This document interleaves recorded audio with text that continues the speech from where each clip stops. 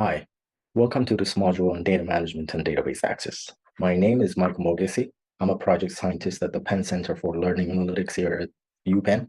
In this module, we will talk about how you as data scientists can manage your data, access databases, import data from your databases into your data science projects, or even integrate them into your data science pipelines.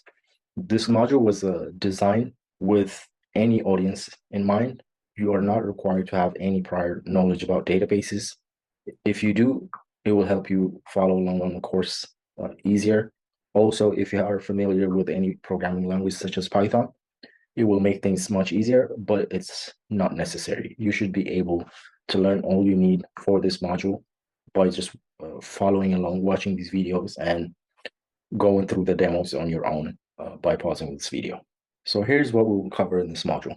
First, we will start with a discussion of what databases are, what types of major databases are out there, and we will also talk about what is interesting when it comes to data science about databases. Databases can store lots of information, and there's a lot of ways that we can communicate with them. It's not just storing, we can retrieve, modify, manipulate data inside databases, but we're not really going to cover those things when it comes to databases as it pertains to data science. So we will try to focus on what common database operations there are for data science. And then we will move on to a largely demo-based section about databases, where we will look at database servers that actually store your database, which are the engines that drive everything in the background, and the clients, which is basically software that you install on your machine, which could be GUI based or command line based, that is able to communicate with the backend or with the database servers. We will do a demo of like how to connect to a database server from a client. For this particular module, we will focus on one of the most popular database servers out there. It's called MySQL. And for the client, we will use a DB client called dbeaver, which is free software, which also has an open source version. So we will use that to communicate with our database. We will dive further and look at a sample public database called the employees database. We will do a demo of how to query that database, how to look at what the database structure looks like in general. And we'll go even further and see how we can query the employees database with a special language designed for databases called structured query language, or in short, SQL. So when it comes to databases, it's all fun and nice to look at what the tables look like, what the rows, the columns in a database look like. But you as data scientists do not typically do that. What we do is we use some programming language. In the data science world, Python is probably the most popular programming language of choice.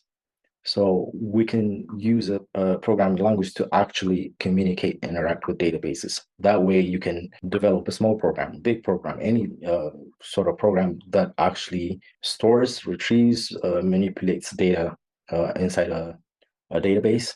So we will do a small demo of how we can connect to our MySQL database that will have the employees database inside from Python.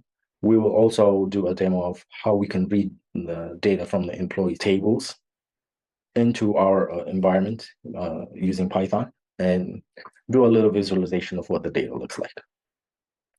And then we will move to another demo of how we can query the employees database to answer specific questions. For instance, if we have a company with N number of departments and M number of employees, we can ask interesting questions as a basic introduction. How many employees are in this department? How many employees are in that department? Which employee is the highest paid in this department? So we can always formulate our questions in a natural language and translate it into a language that databases understand, which is the structured query language in our case.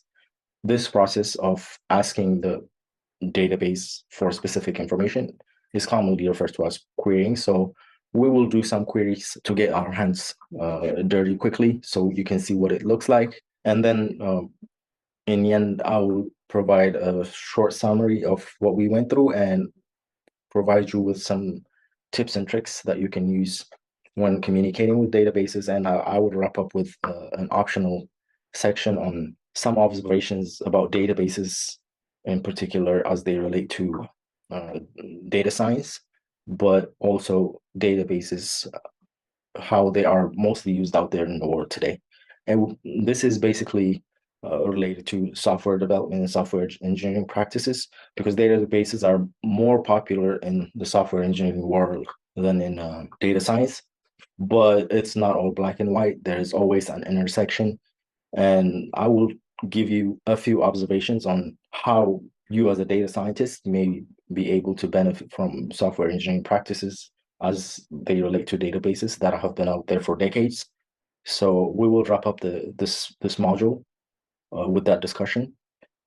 Like I say, the last part is completely optional, but I think it's probably one of the most interesting sections in this module. But I don't want this module to be just one-sided. So since we are going to be going through a bunch of demos, what I would like you is first to get ready to set up your machine to use the dbeaver software client to access a remote database, which I will show you how to do. And once we set up our machine and we are ready, you can move through these videos at your pace, pause the video if you like, and interact with the database on your own, so you have a more understanding of what is actually going on. And that makes it a lot more interesting. So this is how we're going to go through this module. So you ready? Let's go.